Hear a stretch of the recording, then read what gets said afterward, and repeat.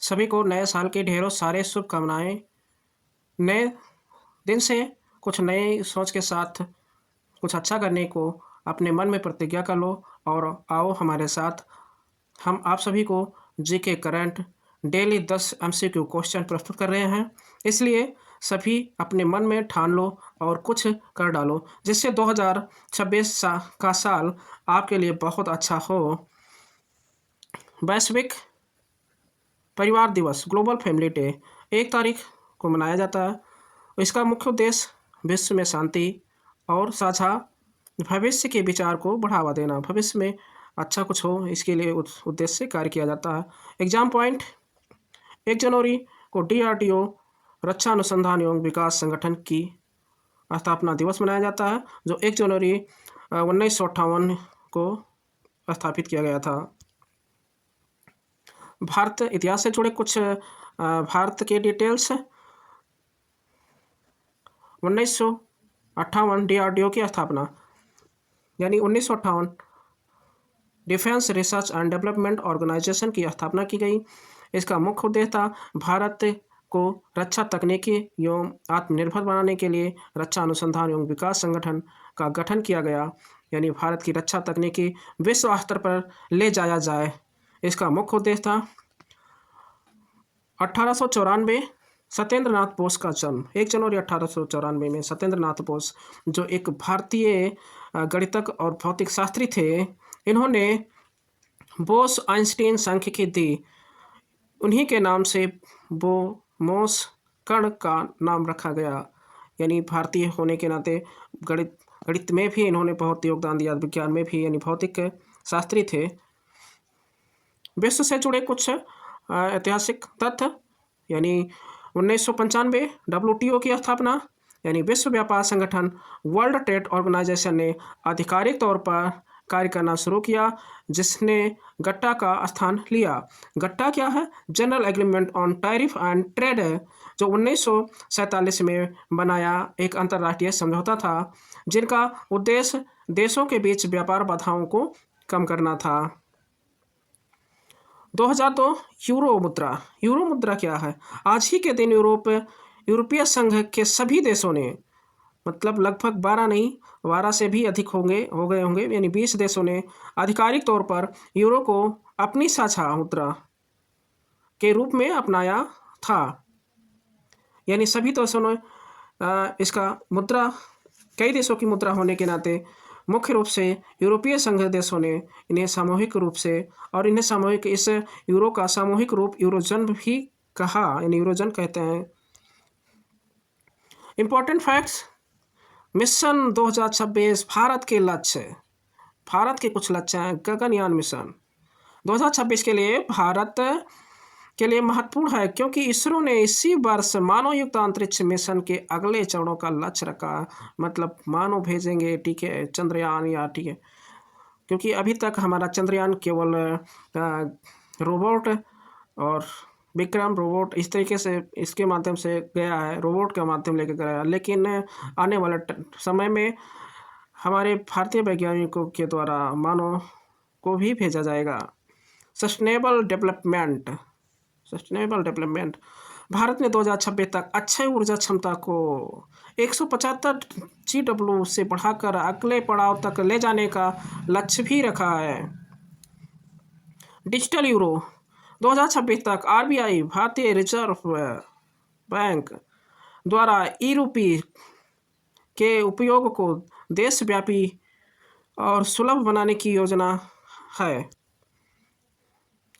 New years resolutions, क्या आप जानते हैं नया साल की संकल्पना लेने की परंपरा लगभग 4000 साल पहले प्राचीन बेबीलोन से शुरू की गई थी।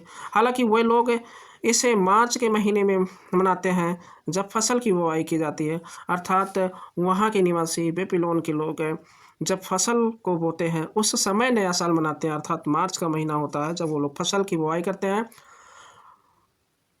10 के करंट MCQ जो आपको मैं प्रस्तुत करने जा रहा हूँ, इसमें आप देखेंगे कि इन क्वेश्चनों का आंसर देने का प्रयत्न करेंगे। पहला क्वेश्चन, रक्षा अनुसंधान एवं विकास संगठन DRDO का मुख्यालय कहाँ स्थित है?